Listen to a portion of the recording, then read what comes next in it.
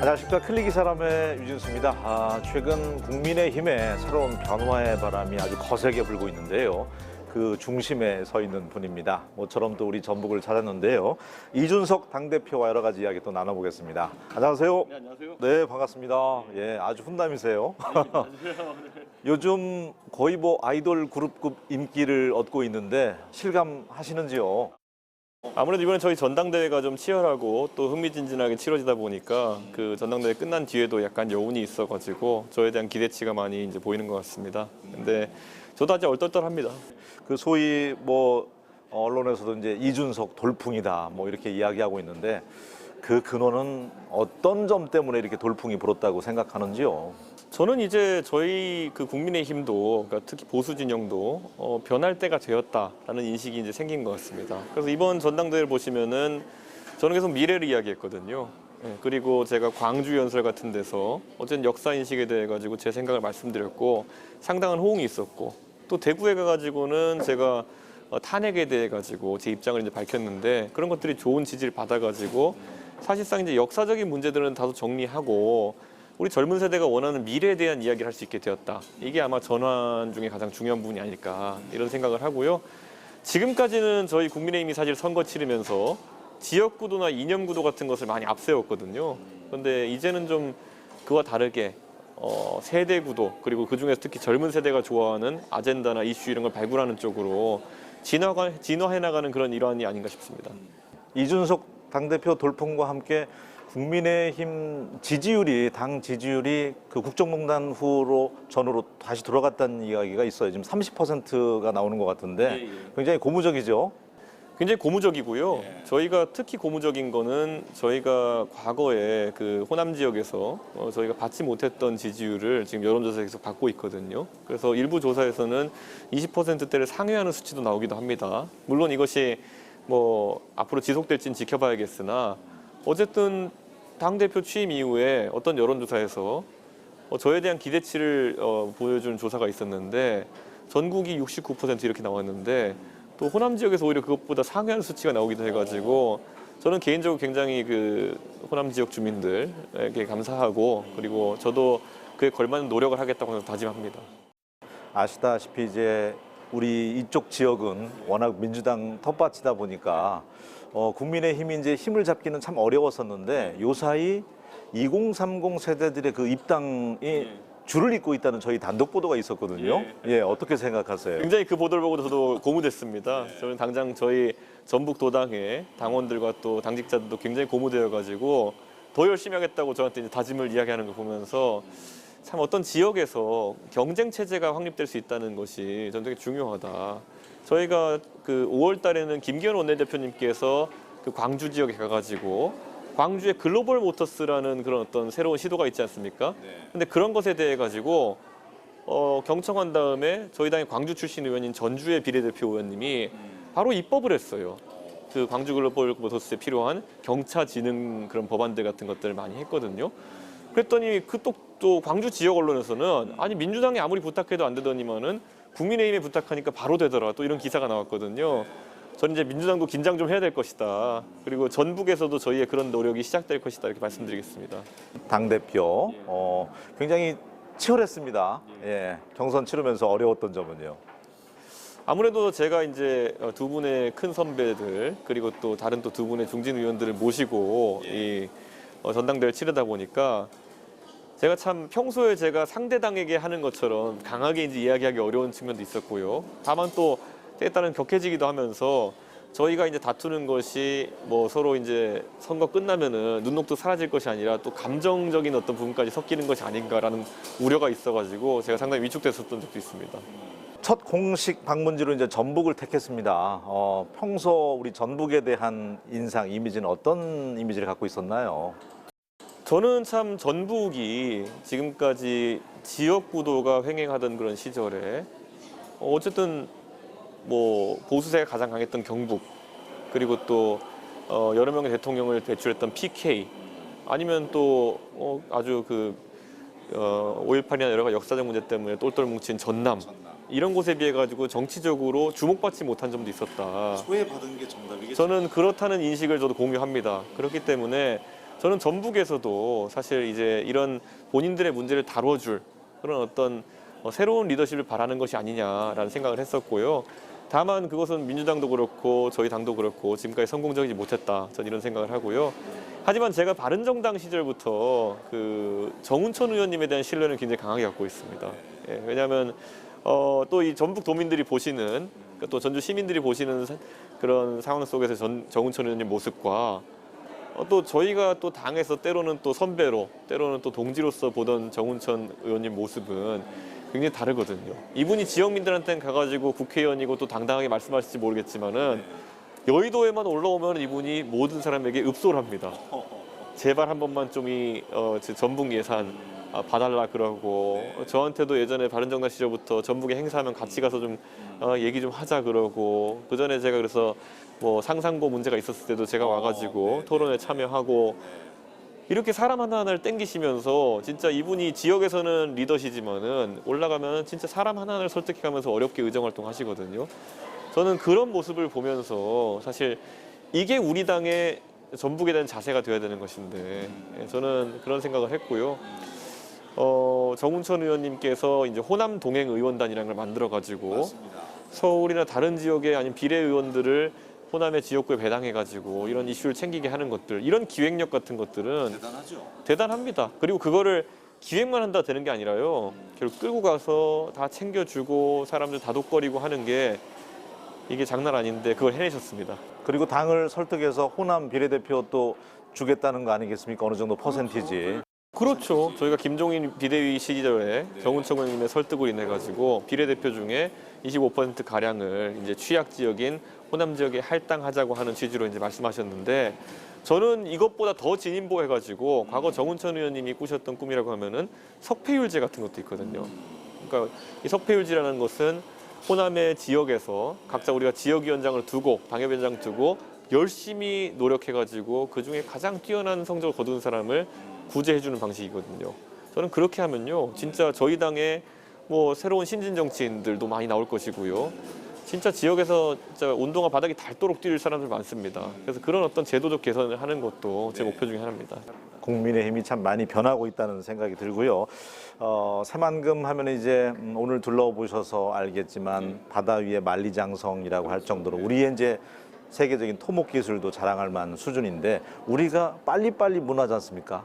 그럼에도 불구하고 새만금은 30년이 지금 걸렸는데도 아직까지도 어떤 완성된 모습을 못 보여주고 있는데 국민의힘 지도부에서 이제 도와주면 어떨까 그런 생각이 들어요. 예, 저는 그리고 이 밑그림을 잘 그리는 것이 중요하다고 보는 게요. 제가 85년생인데요. 제가 90년대 후반, 2000년대 초에 이제 학교를 다닐 때 중학교 때인가요? 사회과 부도에서 새만금이 그려진 모습을 기억나요. 보면은 만경강과 동진강 사이에 이렇게 방조제를 쌓고 이만한 땅을 만들겠다. 근데 그 90년대 말에 그렸던 땅이 오늘 제가 가보니까 똑같이 지도에 그려져 있고 아직 계획 단계에 있다는 거예요. 어떻게 활용할지에 대해서는. 저는 이건 국가적으로 진짜 정치인들이 방치했다 이렇게 보는 것이고요. 저는 굉장히 적극적인 정책들이 필요하다. 예를 들어 이번에 정운천 의원께서도 새만금 항에 대해 가지고 선석의 크기를 늘린다든지 이런 구체적인 어떤 안을 갖고 다투셨던 것처럼 저는 그리고 지금 보면은 뭐 배후 이제 거주시설이라든지 이런 것들도 오늘 저와 또 박진 의원 같은 분이 가가지고 살펴보니까 아니 이거는 교육 환경이라든지 이런 것들도 마련돼야지 정주 요건이 되는 것이고 정주 요건이 우수해야 또 우수한 연구단지나 기업체가 들어설 수 있는 것이기 때문에 저희가 오늘 막 결의했습니다. 보면은 아 여기에 좋은 연구 시설, 뭐 대학교 같은 것들도 저희가 가진 인맥이라는 걸 찾아보고 거기에 더해가지고 규제는 확실하게 풀어야 되는 것이고요. 또 컨벤션이나 아니면은 때로는 또 외국 관광객을 대상으로 한 이런 산업을 할 수 있도록 특별법 같은 것도 제정해야 되지 않느냐. 저희가 그런 논의가 있었습니다. 지금 이제 시청하시는 우리 도민들이 국민의힘이 갑자기 좋아지는 듯한 예, 그런 마음이 들 것 같고요. 더 이상 이제 새만금이 전북 도민들에게는 희망 고문이 안 됐으면 좋겠다는 생각입니다. 왜냐하면 전북 도민의 것이 아니고 국책 사업이거든요. 그렇죠. 네. 그리고 우리 이제 오늘 박성일 완주군 스님도 이제 만났을 텐데 수소 관련돼서 세계적인 기술력을 갖고 있는 또 상용차 부분에서는 활용도가 높다고 아마 전에 들었을 거예요. 국가 산단 얘기도 좀 하셨을 텐데. 그러니까 박 군수님이 굉장히 그 마스터 플랜을 잘 갖고 움직이신다는 느낌을 받았고요. 무엇보다도 제가 야당 대표인데도 불구하고 열정적으로 굉장히 설명을 해주시면서 꼭 유치하겠다는 그런 의지를 보이셨는데요. 저는 사실 그 수소 산업이라는 것이 아까 말씀하셨던 것처럼 상용차의 미래가 될 수밖에 없기 때문에 꼭 투자를 해야 되는 것이고, 국가적으로 봤을 때 또 울산과 그리고 또 이쪽 완주라고 한다 그러면은 균형이 맞습니다. 그래서 저는 울산에 이미 수소 관련해 가지고 각종 클러스터가 형성되고 있는 것처럼 당연히 현대차 완주 전주 공장이 있는 상용차 공장이 있는 이곳에도 수소 인프라가 잘 갖춰져야 되는 것이고요. 이미 투자가 많이 되어 있습니다. 그렇다면 그것을 국가 산단으로 이제 만들어 가지고 더욱더 뛰어나게 발전할 수 있게 하는 것은 아마 저희 야당도 전혀 방치할 수 없는 목표고요. 제가 또 아까 군수님이랑 있을 때 그 간담회 자리에서 굉장히 구체적으로 청년들의 요구사항이 있었습니다. 그런 어떤 수소 산업 관련된 어떤 새로운 어떤 일자리가 생기고, 그리고 최근에 또 쿠팡 물류센터 같은 경우에도 들어온다고 하는데, 그런 것들이 정확하게 지역의 젊은 세대의 일자리로 이어질 수 있으면 좋겠다. 이게 또 공장만 지어놓고 아니면 또 물류센터만 지어놓고 외지인들이 이제 덕을 보는 상황이 되지 않았으면 좋겠다. 저는 이것도 참 지역 청년들의 진심 어린 이야기였기 때문에 저희가 그런 정책을 설계할 때도 그런 부분이 꼭 반영돼야 된다 이렇게 생각합니다.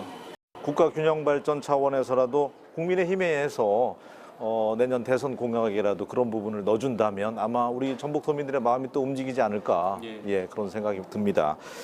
어쨌든 젊은 세대니까 SNS 활용 많이 왕성하게 활동하고 있는데 2030 세대들이 가장 싫어하는 게 불공정한 세상이라고 그래요.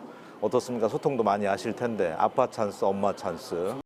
저는 2030 입장에서는 지금 더 이상 우리나라가 성장하지 않는다고 생각하는 것에서 굉장히 스트레스를 많이 받는 것 같습니다.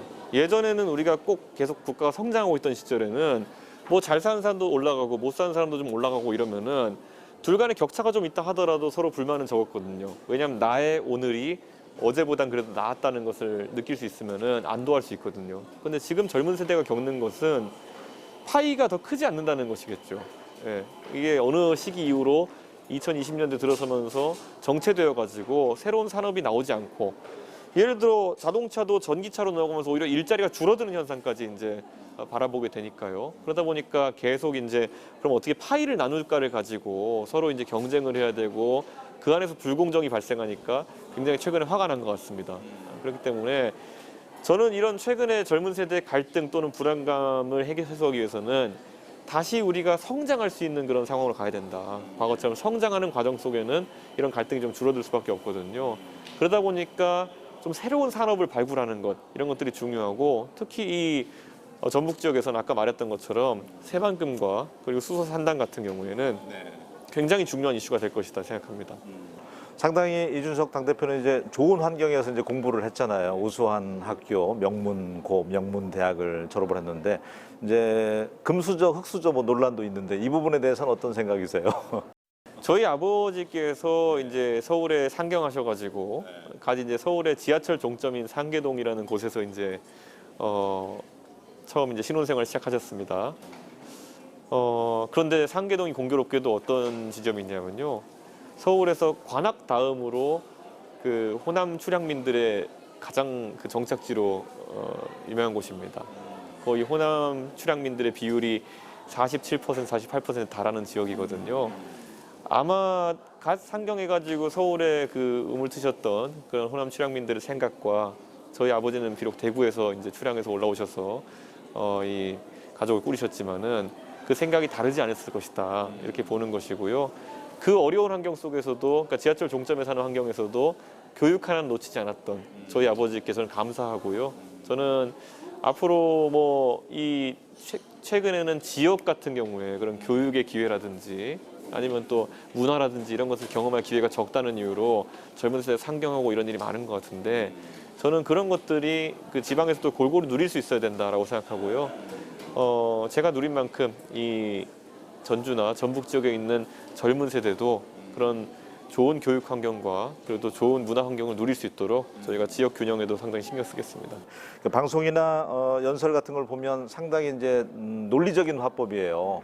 이게 부모님께 이제 물려받은 건지 아니면 하버드 대학교에서 배운 건지 어떻습니까? 예. 타고난 건가요? 저는 제가 생각하는 바를 그냥 고지고대로 이야기하려고 하고, 제가 그래도 국민을 대신해서 정치를 하는 입장이라 그러면은 많은 문제에 대해 가지고 제가 좀 시간이 있을 때 미리 고민을 해보려고 노력합니다. 그렇기 때문에 그런 데 있어 가지고 제가 다소 뭐 말을 잘한다 이런 평가를 듣기도 하고, 뭐 생각을 많이 해본 것 같다는 평가를 받기도 하는데, 사실 제가 지금까지는 당 대표가 되기 전까지는 제 지역구 정도의 문제만 고민이 깊었지, 또 전국을 아우르는 고민들은 아직까지 깊지 못합니다. 그렇기 때문에 또 우리 전주와 전북의 또 시민 도민들께서 또 이 굉장히 또 바라시는 바, 아니면 또 저희 당에 기대하시는 바가 있다면은, 제가 SNS 소통 채널 같은 경우에 굉장히 활발히 활용합니다. 그렇기 때문에 페이스북이나 아니면 인스타그램 이런 곳에 소통해 주시면은 제가 진짜 그 고민하시는 지점을 같이 고민해가지고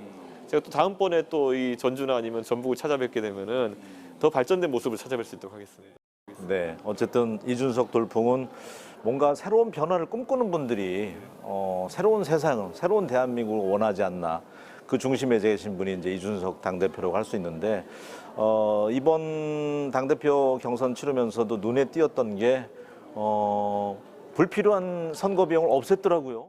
그러니까 저희가 내년에 지방선거를 앞두고 있는데요. 지방선거일수록 이제 선거에 나오는 후보도 많아지고 이러다 보니까 굉장히 조급한 마음일지 모르겠지만은 선거운동을 좀 과열시키는 그런 경우가 있습니다. 근데 저희가 유권자로서 가장 기대하는 게 무엇이었겠습니까? 메시지, 정책 이런 것으로 국민들에게 호감을 사야 되는 것인데, 지금은 선거 때만 되면 다 이렇게 문자 많이 보내고 인지도 높이기만 신경을 쓰고 있는데, 그렇죠. 이제 내년 선거도 어쩌면 지방선거까지도 코로나의 어떤 상황 속에 치를지도 모르겠습니다. 그러지 않길 바라지만은.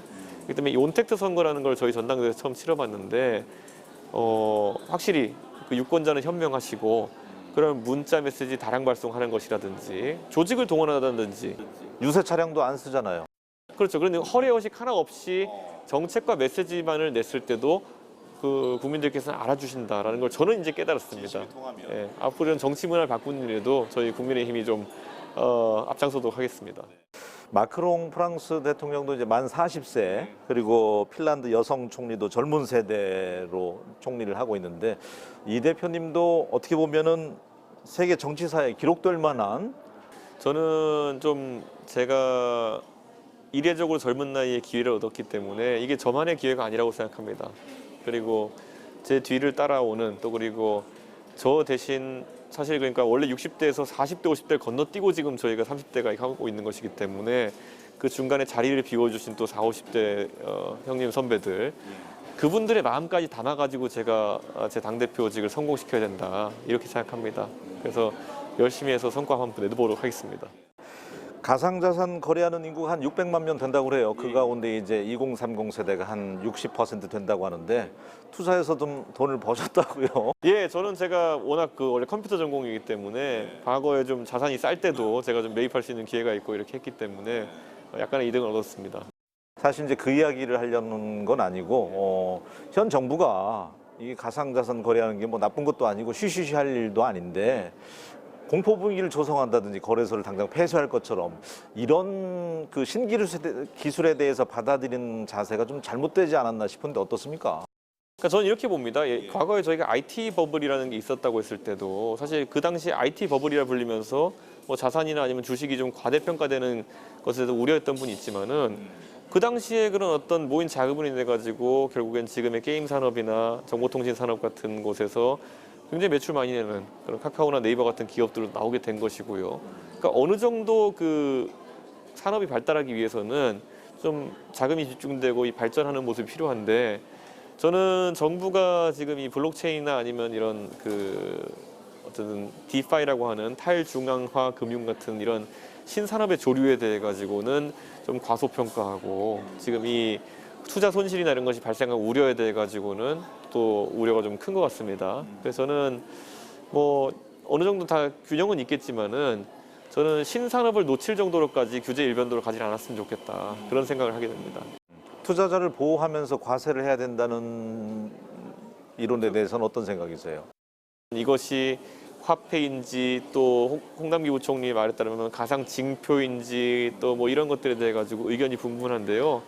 가장 중요한 것은 이미 젊은 세대에게 이것은 하나의 자산으로 인식되고 있고 그리고 거래가 활발하게 되고 있기 때문에 양성하기 위한 어쨌든 방법들을 만들어야 되는 것이다.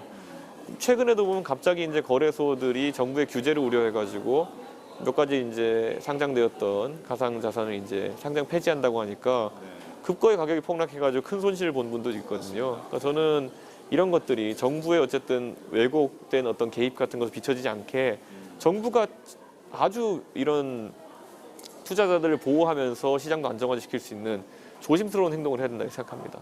자, 오늘 아침에는 이제 이준석 당대표와 여러 가지 이야기 나눠보고 있는데 롤모델로 삼고 있는 인물은 어떤 분이 있을까요? 저는 딱 한 분을 롤모델로 이렇게 하는 게 아니라요. 저는 많은 분들의 장점을 좀 흡수하려고 합니다. 예를 들어 저는 예전에 박근혜 대통령에서 영입됐을 때요. 그분이 다른 건 몰라도 이 선거를 치르는 그런 어떤 자세라든지 이런 것들은 굉장히 많이 배웠다고 생각합니다. 그리고 또 김종인 비대위원 같은 경우에 그 당시 비대위원장 같은 경우에는 저에게 메시지를 낸 능력이라든지 스킬 같은 것들을 많이 이제 가르쳐 주신 분이고요. 거기에 더해서 또 유승민 의원 같은 분들은 저랑 철학적으로 공유하는 게 많습니다. 거기에 더해서 최근에 또 제가 서울시장 선거를 도우면서 오세훈 시장 같은 경우에는 상당히 그 톤과 매너에 있어가지고 그 젠틀함을 가르쳐 주신 분이거든요. 그분들의 장점을 다 흡수해가지고 제가 이준석 스타일을 한번 만들어 보겠습니다. 이제 당대표는 무엇보다도 대선 성공적으로 이끌어야 되는데 일각에서는 경험에서 좀 부족함이 좀 우려가 된다. 당내에서도 그런 이야기가 나오고 있잖아요. 어떤 답변이세요? 제가 부족한 것이 있다면 제가 인정해야 되고요. 그리고 그것을 채우기 위한 노력을 게을리하면 안 된다고 생각합니다. 그래서 당장 제가 아까 솔직하게 말씀드렸던 것처럼 지금까지는 전북을 포함한 어떤 국가적 이슈에 대한 관심이 적었었고 다만 정운천 의원님 같은 훌륭한 또 이제 선배이자 동료가 계시기 때문에 제가 또 누구보다 빠르게 습득할 수 있는 그런 계기가 되었다 봅니다. 그래서 제가 꼭 빠른 시간 내에 그런 것들을 우려를 불식시킬 정도로 익혀내가지고 국민들의 신뢰를 받겠습니다. 상대당이지만 이제 여권 대선 빅3에 대해서는 어떤 견해를 갖고 있습니까? 제가 뭐 굳이 이제 빅3를 어떻게 언급해야 될지 모르겠습니다. 이재명, 이낙연, 정세균 이 세 분 외에 또 최근에 박용진 의원이 또 약진하고 있어가지고요. 근데 박용진 의원은 저랑 참 오랫동안 교류해온 분이고 저랑 젊은 정치에 대해서 공유하고 있는 부분도 많고요.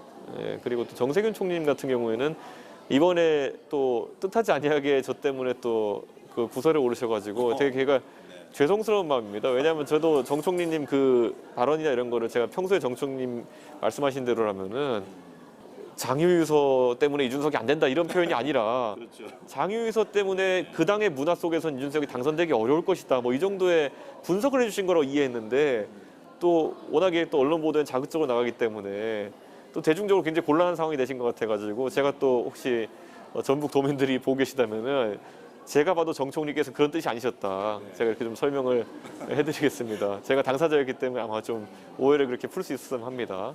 그리고 이낙연 총리님은 뭐 두말할 거 없이 국정 운영에 있어가지고 안정감 보여주신 분이기 때문에 저는 훌륭한 분이라고 생각하고요.